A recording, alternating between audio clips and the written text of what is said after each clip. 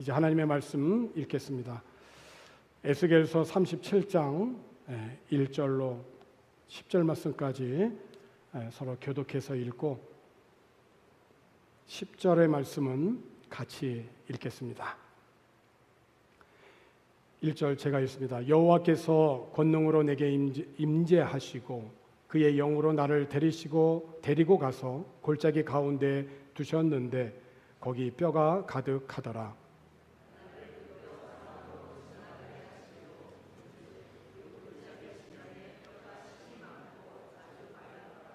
그가 내게 이르시되 인자야 이 뼈들이 능히 살 수 있겠느냐 하시기로 내가 대답하되 주 여호와여 주께서 아시나이다.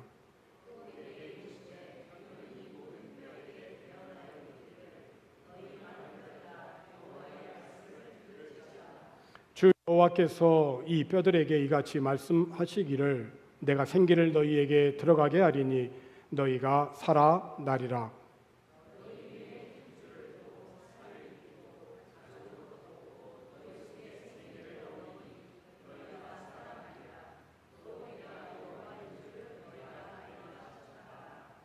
이에 내가 명령을 따라 대언하니 대언할 때에 소리가 나고 움직이며 이 뼈 저 뼈가 들어맞아 뼈들이 서로 연결되더라.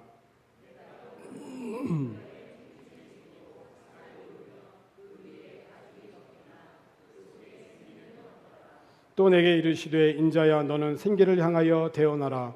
생기에게 대언하여 이르기를 주 여호와께서 이같이 말씀하시기를 생기야 사방에서부터 와서 이 죽음을 당한 자에게 불어서 살아나게 하라 하셨다 하라. 이에 내가 그 명령대로 대언하였더니 생기가 그들에게 들어가매 그들이 곧 살아나서 일어나 서는데 극히 큰 군대더라. 아멘.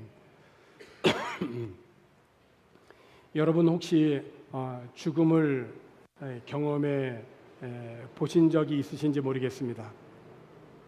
의학적으로 죽었다가 다시 살아난 경험이 없더라도 이러다가 내가 죽을 수도 있겠구나 라는 경험을 하신 분들은 아마 계실 겁니다.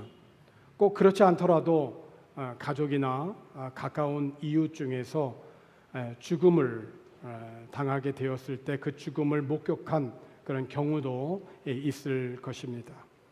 우리 인생의 죽음은 그 누구도 피할 수가 없습니다. 다만 나는 그렇지 않을 것이다 라고 하는 것처럼 살아가는 그런 인생들이 많이 있습니다. 꼭 의학적인 죽음이 아니더라도 사는 것이 아니라 마치 죽은 것과 같이 살아가는 인생들도 있습니다. 요한계시록에 보면 사도 요한은 사대 교회에 전하는 그 말씀을 통하여서 내가 살았다 하는 이름은 가졌으나 죽은 자로다 라고 말씀을 하셨습니다. 내가 살아있다라고 말은 하지만은 하나님이 보시기에는 죽은 것과 다를 바가 없는 교회라는 거죠.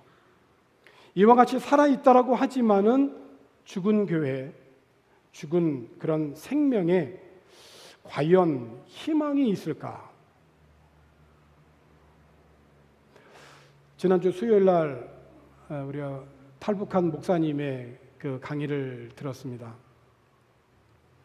북한에서 더 이상 살 수 없어서 살기 위해서 이제 중국을 건너왔죠. 중국 가면 굶어 죽지는 않는다더라. 그래서 중국을 가서 중국에서 한국에 대한 소식을 더 접해 듣고 한국에 가면 정말 살 수 있겠더라더라. 그래서 한국에 와서 살던 탈북자 중에 몇몇 분들은 안타깝게도 자살하는 경우들이 있다고 합니다. 살기 위해서 그 죽음을 각오하고 북한을 넘어 탈북해서 중국으로 또 살기 위해서 중국에서 한국으로 그렇게 생명을 걸고 왔는데 정작 한국에 와서는 스스로 자살할 수밖에 없는 그 상황은 도대체 뭘까요? 그 목사님은 그렇게 얘기합니다. 희망을 잃어버렸기 때문에. 희망을 잃어버렸기 때문에 북한에서는 중국 가면 살 수 있더라. 북한에서의 희망은 중국이었어요. 중국에서의 희망은 한국이었어요. 근데 한국에 와서 보니까 더 이상 희망이 없는 거예요. 그래서 많은 그 탈북자들이 어려움을 겪고 있고 그 어려운 가운데 일부는 스스로 자기의 생명을 끊는 안타까운 일들을 하고 있다고 합니다. 희망이 없는 삶, 그것은 곧 죽음과도 같은 삶이죠. 내가 살았다 하는 이름은 가졌는데 주님이 보실 때 그 교회는 죽었다는 것입니다. 얼마나 큰 충격적인 말씀일까요? 과연 이렇게 이름은 살았다고 하는 이름은 가졌지만 죽었다라고 하는 이 교회에 죽었다는 죽음과 다른 바 없는 이 생명에 희망이 있겠는가? 있습니다. 예수님 안에서는 죽음에서 생명으로 변화되는 하나님의 능력과 은혜가 있습니다. 우리 믿으면 아멘 하십시다. 예. 9월 한 달 동안은 죽음에서 생명으로 라고 하는 큰 주제 아래 이미 죽었거나 죽은 것과 다를 바 없는 희망 없는 삶이 생명으로 변화되어지는 이 삶에 대해서 한 달간 여러분과 함께 같이 말씀을 나누고자 합니다. 오늘 본문에 있는 내용은 하나님께서 에스겔 선지자에게 임하셔서 말씀하시고 보여주신 그런 내용입니다. 하나님의 영이 에스겔을 잡아채서 위로 들어 올리시더니 뼈들이 아주 널브러져 있는 그런 골짜기 가운데에 에스겔을 내려놓습니다. 하나님께서 에스겔을 데리고 그 뼈들 사이로 두루 다니셨는데 뼈가 얼마나 많던지 골짜기 전역이 그 마른 뼈로 뒤덮여 있었습니다. 햇볕에 아주 바짝 말라가지고 휘어진 그런 뼈들입니다. 이때 하나님의 영이 에스겔에게 말씀하십니다. 사람의 아들아, 이 뼈들이 살 수 있겠느냐? 이 뼈들이 살 수 있겠느냐? 에스겔이 대답합니다. 주 하나님 오직 주만이 아십니다. 하나님의 영이 에스겔에게 말씀합니다. 저 뼈들을 향하여 예언을 선포해라. 마른 뼈들아 하나님의 메시지를 들어라 라고 그 마른 뼈들을 향하여서 메시지를 선포하라는 것입니다. 하나님께서 그 마른 뼈들에게 이르십니다. 자 봐라, 너희에게 생명의 숨을 불어넣겠고 그러면 너희들이 살아날 것이다. 내가 너희에게 힘줄을 붙이고 너희 뼈에 살을 입히고 너희를 살갗으로 덮고 너희 안에 생명을 불어넣겠다. 그러면 너희가 살아나서 너희가 나는 하나님인 줄을 너희가 알게 될 것이다. 그래서 에스겔은 명령받은 대로 예언을 합니다. 선포합니다. 선포할 때에 무슨 소리인가 막 들리기 시작하는 거예요. 바스락바스락 하는 소리가 들립니다. 뼈들이 움직이더니 이 뼈 저 뼈가 서로 붙기 시작을 합니다. 계속 지켜보고 있더니 그 뼈들에 힘줄이 붙고 근육이 오르고 그 위에 살갗이 덮입니다. 그런데 그들 안에 아직 생기가 없습니다. 하나님이 에스겔에게 보여주신 이 마른 뼈들은 무엇을 상징하는 것일까요? 오늘 본문 끝에 이제 다음 구절로 에스겔서 37장 11절에 있는 말씀을 보게 되면 또 내게 이르시되 인자야 이 뼈들은 이스라엘 온 족속이라. 그들이 이르기를 우리의 뼈들이 말랐고 우리의 소망이 없어졌으니 우리는 다 멸절되었다 하느니라. 왜 이 마른 뼈들이 이스라엘 온 족속이라고 말하고 있는 것입니까? 지금 이스라엘의 강력한 제국 바벨론에 의하여서 멸망을 당하고 그 이스라엘에는 가난하고 힘없는 자들이 남아있고 왕족과 귀족과 기술자들 조금이라도 쓸모있는 모든 사람들은 전부 다 바벨론으로 포로로 끌려갔거든요. 포로 생활을 하고 있는 중에 희망이 없다는 겁니다. 이제 세계 역사상 가장 잔인한 바벨론 제국 아래 포로 생활을 하고 있으니 우리는 다 이제는 소망이 없어졌고 멸절되었다라고 하는 것입니다. 이 마른 뼈들이 골짜기에 가득하면 뭐 하겠습니까? 그 뼈들은 다 말랐고 그들의 고백대로 우리는 이제 소망이 없고 우리는 다 멸절되었기에 죽은 자들과 같습니다 라고 하는 거죠. 그들의 고백대로 우리는 다 말랐고 우리는 이제 더 이상 소망이 없고 남은 게 없고 다 멸절되어 죽음과 다를 바가 없다는 것입니다. 그런데 오늘 우리 그리스도인들은 항상 언제 어떤 경우에도 항상 마음에 새기면서 기억해야 될 게 하나 있습니다. 그것은 뭐냐면 하나님은 어떤 분이신가라고 하는 것입니다. 하나님이 에스겔에게 먼저 보여주시는 것은 죽음보다도 깊은 절망의 장면이었어요. 그 절망적인 상황입니다. 마른 뼈들이 가득한 골짜기를 보여주셨어요. 하지만 하나님이 에스겔에게 정말로 보여주고 싶은 장면은 죽음과도 같은 그 마른 뼈들이 골짜기에서 그 죽음과도 같은 절망의 상황에서 생명이 일어나는 것을 보여주고 싶은 거예요. 오늘 우리가 본문 함께 같이 읽었지만은 하나님께서 에스겔을 그 골짜기 가운데로 인도하시고 보여주고 싶으신 것이 그 마른 뼈들이 끝이었습니까? 마른 뼈들을 보여주기 위해서 하나님이 에스겔을 그 골짜기에 데려가셨습니까? 아닙니다. 그것은 끝이 아닙니다. 오늘 우리들에게 주어진 모든 삶의 현장에서 보이는 것이 다가 아닙니다. 보이는 것의 이면에 하나님의 뜻과 섭리와 주권이 있는 것이에요. 그것을 볼 수 있는 것이 믿음인 것이죠.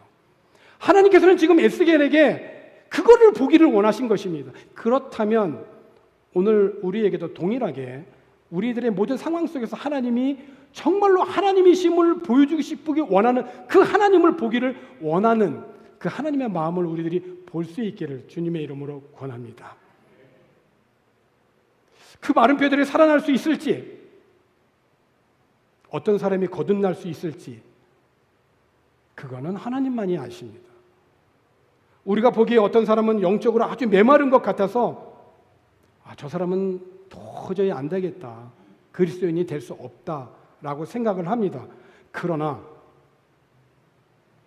하나님이 임하시면 그 마른 뼈, 죽은 뼈는 살아날 수 있습니다. 타락하고 실족한 그런 영혼이 하나님께 돌아올 수 있습니다. 에스겔은 하나님이 분부하신 대로 뼈들을 향하여서 예언하고 생기를 향하여 오라고 하자 엄청난 능력이 일어났습니다.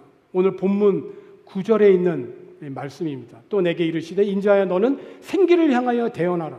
생기에게 대언하여 이르기를 주 여호와께서 이같이 말씀하시기를 생기야 사방에서부터 와서 이 죽음을 당한 자에게 불어서 살아나게 하라 하셨다 하라.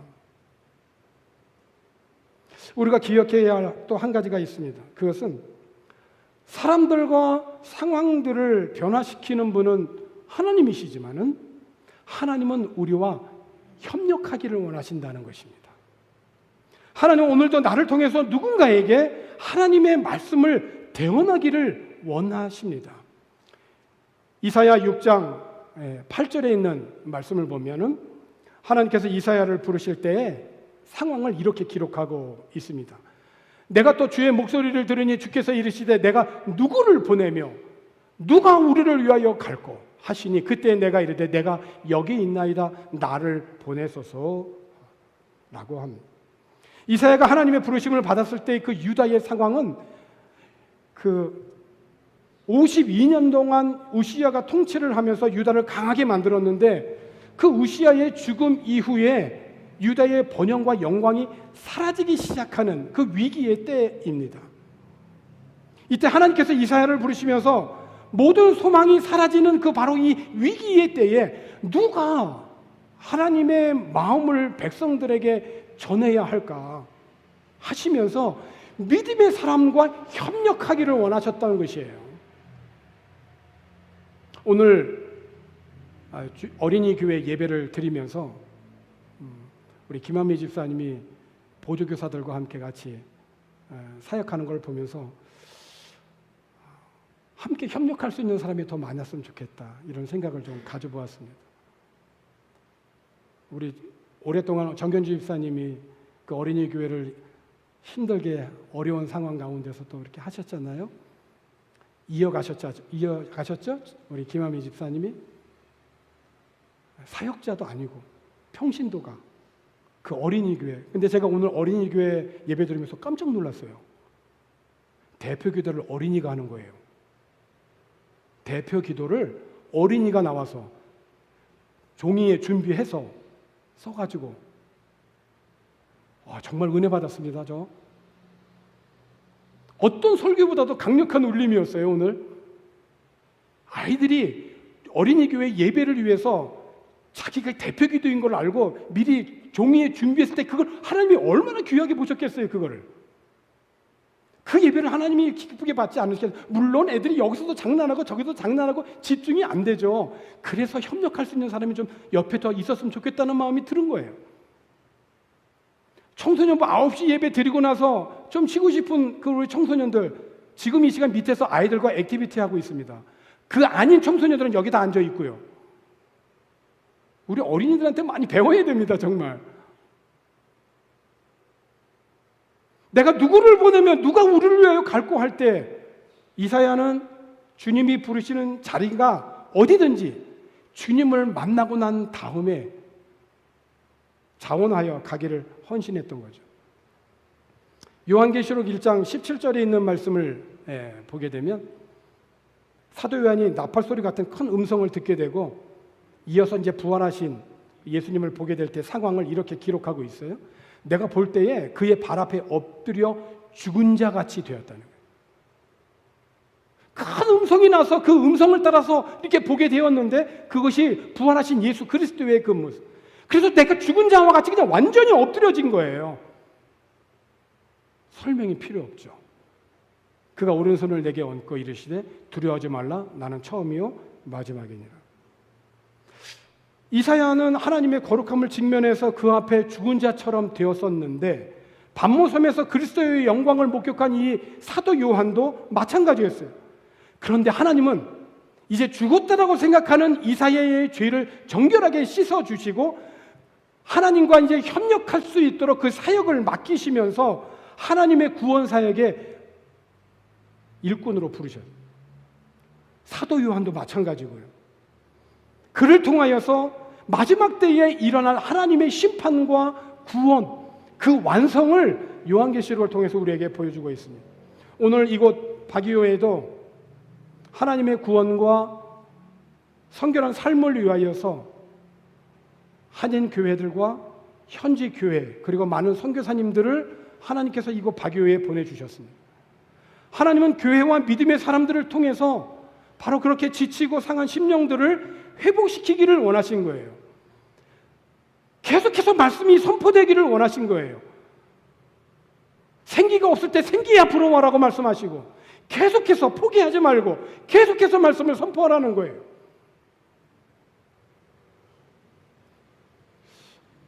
어떨 때는 저 밑에서부터 이렇게 마르코스나 캐논로드를 이렇게 올라오다 보면은, 여기 온 지 24년이나 되었었는데도 불구하고 내가 이 산꼭대기에 왜 여기 와 있는 걸까라고 하는 생각할 때가 있습니다. 종종.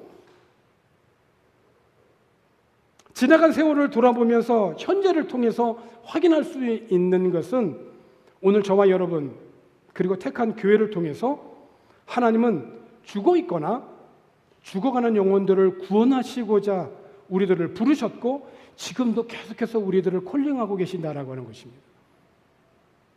그렇습니다. 오늘 우리들의 삶에 우연은 없습니다.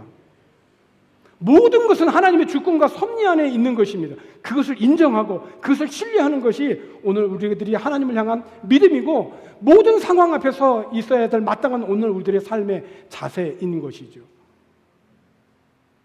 오늘 본문의 에스겔이 마른 뼈가 가득한 곳에서 결국 만나는 하나님은 어떤 하나님이십니까? 죽음이 끝이 아니라 죽음에서 생명으로 변화되고 회복시키시는 전능하신 창조주 하나님이십니다. 오늘 본문에 있는 말씀 9절과 10절에 있는 말씀을 보니까, 또 내게 이르시되 인자야 너는 생기를 향하여 대언하라. 생기에게 대언하여 이르기를 주 여호와께서 이같이 말씀하시기를 생기야 사방에서부터 와서 이 죽음을 당한 자에게 불어서 살아나게 하라 하셨다 하라. 여러분 선포하십시오. 죽음을 당한 자에게, 마치 죽어 있는 자에게 생기야 사방에서부터 불어서 이 죽음을 당한 자에게 불어와 살아나게 하라고. 10절에 이에 내가 그 명령대로 대언하였더니 생기가 그들에게 들어가며 그들이 곧 살아나서 일어나 서는데 극히 큰 군대더라. 에스겔이 처음 봤을 때 그 뼈들은 마른 뼈들입니다. 희망이 없고 절망적인 뼈들입니다. 그런데 하나님의 영이 임하시고 하나님의 생기가 그곳에 불어왔을 때 하나님의 큰 군대가 되었다는 것입니다. 마른 뼈들로 가득한 골짜기에 극히 큰 하나님의 군대가 될 수 있었던 것은 바로 하나님의 영이 임하셨을 때. 그래서 하나님의 임하시면 그것은 비록 죽음의 골짜기라 할지라도 생명의 골짜기로 변하게 되는 것입니다. 삶의 한 부분에서 이제는 더 이상 할 수 없어, 이제는 안 돼, 그거는 하나님이 우리들에게 가르쳐 주신 언어가 아닙니다. 이젠 더 이상 안 돼, 우리에게는 소망이 없어, 그거는 사탄의 소리입니다. 이러한 마음은 사탄이 주는 마음입니다. 하나님의 은혜와 능력 안에서는 죽음도 생명으로 변화시키는 하나님의 능력이 있음을 신뢰하십시오. 본문에는 죽은 뼈가 가득했지만 단 하나의 뼈가 있더라도 하나님은 에스겔을 그 골짜기에 이끄셨을 것입니다. 2차 세계대전 때 미국의 수송선 함장으로 있었던 그 사람의 이야기입니다.